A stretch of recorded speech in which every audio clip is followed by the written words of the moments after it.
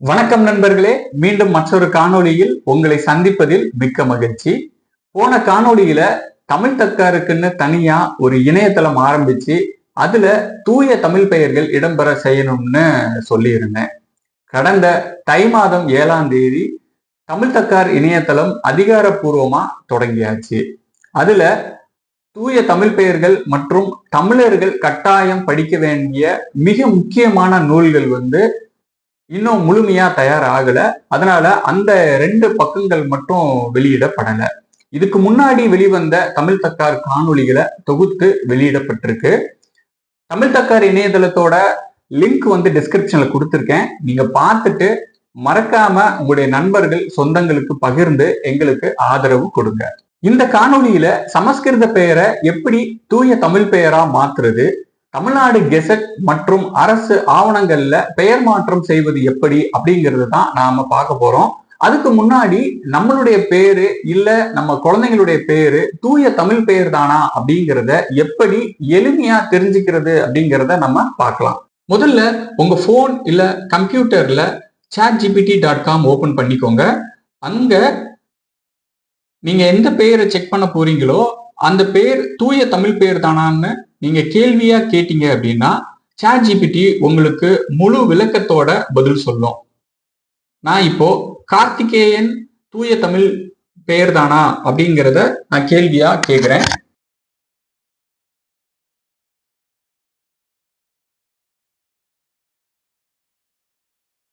இப்போ கார்த்திகேயன் அப்படிங்கிறது தூய தமிழ் பெயர் இல்லை அப்படின்னு சொல்லுது. அது மட்டும் இல்லாம கார்த்திகேயனுக்கு நம்ம அல்டர்னேட்டிவா எந்தெந்த பெயர்களை நம்ம பயன்படுத்தலாம் அப்படின்னும் அது சொல்லுது. முருகன், சேயோன், வேலன் அப்படிங்கிற இந்த பெயர்களை நம்ம பயன்படுத்திக்கலாம். இது சங்க இலக்கியங்கள்ல பயன்படுத்தப்பட்டதா சொல்லுது. அது மட்டும் இல்லாம இந்த கார்த்திகேயன் அப்படிங்கிறதுக்கான வேர் சொல் சமஸ்கிருதம் கிடையாது. அதுக்கு சமஸ்கிருதத்துல இலக்கணமும் கிடையாது. இது கார்த்திகேயன் அப்படிங்கிறது தூய தமிழ் பெயரும் கிடையாது. இதனுடைய வேர் சொல் எதுல இருந்து உருவானது அப்படின்னு பாத்தீங்கன்னா இது தமிழ்ல இருந்து உருவானதா சொல்லப்படுது.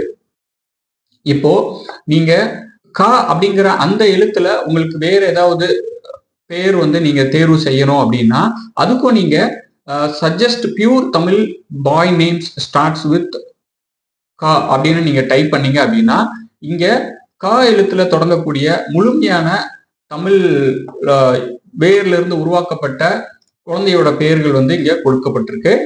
அதுக்கான அர்த்தம், அதாவது அந்த பண்பாட்டு வேர் எதுல இருந்து தொடங்குது, அதனுடைய அர்த்தம் என்ன அப்படிங்கிறதுக்கும் அது விளக்கம் கொடுக்குது.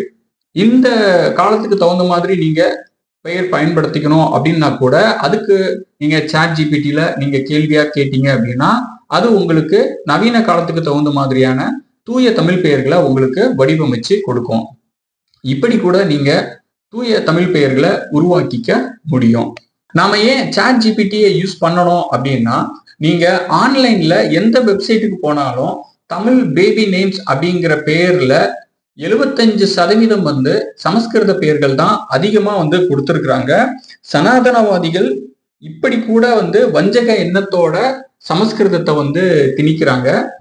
நாம இதை புரிஞ்சுக்கிட்டு நம்ம தூய தமிழ் பெயரை நம்ம தேர்ந்தெடுப்பதற்கு இந்த வழிமுறையை நம்ம பயன்படுத்திக்கலாம். ஒரு சில வெப்சைட்ஸ் மட்டும்தான் தூய தமிழ் பெயர்கள்ல கொடுத்துருக்காங்க. அதோட லிங்க் நான் டிஸ்கிரிப்ஷன்ல கொடுத்துருக்கேன். அந்த வெப்சைட்டுக்கு போய் நீங்க செக் பண்ணிக்க முடியும். அங்க உங்களுக்கு எல்லா விதமான எழுத்துக்கள்லையும் தூய தமிழ் பெயர்கள், அதாவது சங்க இலக்கியங்கள்ல பயன்படுத்தப்பட்ட தமிழ் பெயர்களாக இருந்தாலும் சரி இல்ல நவீன காலத்துல பயன்படுத்தக்கூடிய தமிழ் பெயர்களாக இருந்தாலும் சரி உங்களுக்கு நிறைய விதவிதமான பெயர்களை கொடுத்திருக்காங்க. அதுல உங்களுக்கு குழந்தைகளுக்கு தேவையான பெயர்களை நீங்க தேர்வு செஞ்சுக்க முடியும். நீங்க தமிழ் பெயரை தேர்வு செஞ்ச பிறகு அதை ஆங்கிலம், தமிழ் இந்த ரெண்டுத்திலையும் எழுத்துப்பிழை இல்லாம தெளிவா எழுதி வச்சுக்கோங்க. நீங்க பெயரை மாத்தணும்னா எழுதுபொருள் மற்றும் அச்சுத்துறை இயக்ககம், அதாவது கெசட் ஆபீஸ் மூலமா தான் பண்ண முடியும். இது தமிழ்நாட்டுல சென்னை, மதுரை, திருச்சி, சேலம், விருத்தாச்சலம், புதுக்கோட்டை, திருப்பூர் இந்த 7 இடங்கள்ல மட்டும்தான் இருக்கு. 18 வயசுக்கு மேல இருக்கிறவங்க இந்த அலுவலகத்துக்கு நேர்ல போய் விண்ணப்பிக்கலாம். 18 வயசுக்கு கீழே இருக்கிறவங்களுக்கு அவங்களுடைய பெற்றோர் தான் விண்ணப்பிக்கணும்.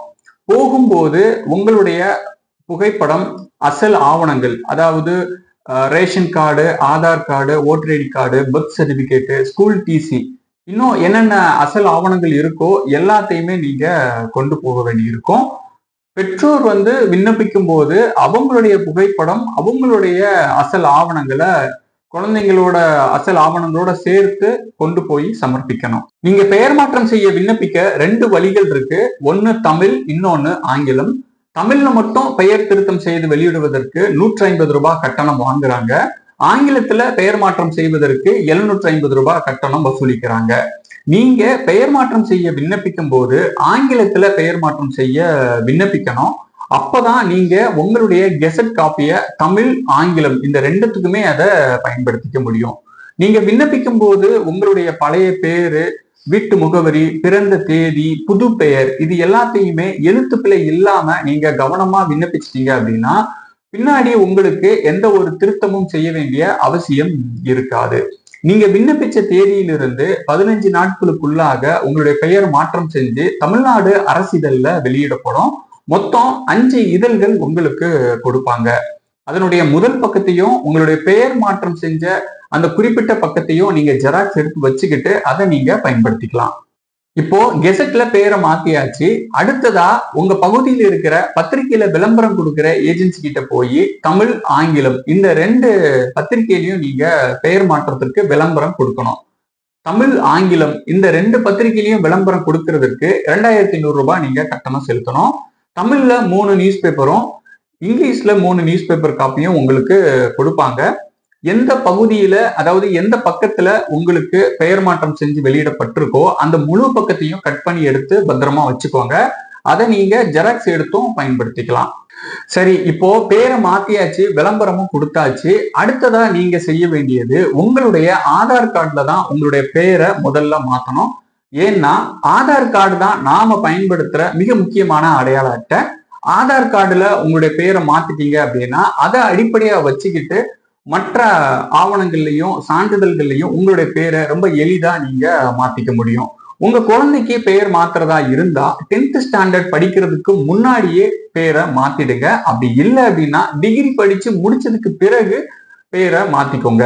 10th 12th இல்ல டிகிரி படிக்கிற இந்த காலகட்டங்கள்ல உங்க குழந்தையோட பேரை நீங்க மாத்த முயற்சிக்க வேண்டாம். ஏன்னா சான்றிதழ்கள்ல குழப்பம், பெயர் மாற்றம் அப்படிங்கிற அந்த ஒரு விடயத்துல குழப்பம் ஏற்படுவதற்கு வாய்ப்பு இருக்கு.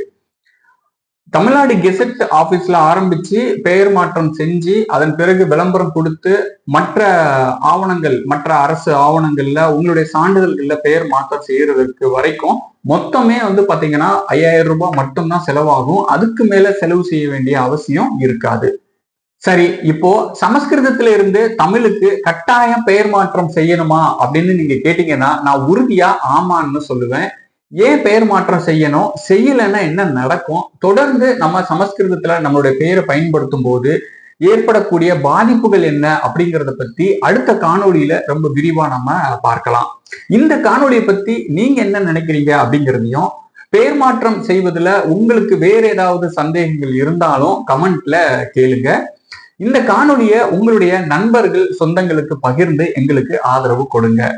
தமிழ் தக்கார் சேனலை சப்ஸ்கிரைப் பண்ணாம பார்த்துட்டு இருந்தீங்க அப்படின்னா மறக்காம சப்ஸ்கிரைப் பண்ணிக்கோங்க. மீண்டும் மற்றொரு காணொளியில உங்களை சந்திக்கிறேன். நன்றி, வணக்கம்.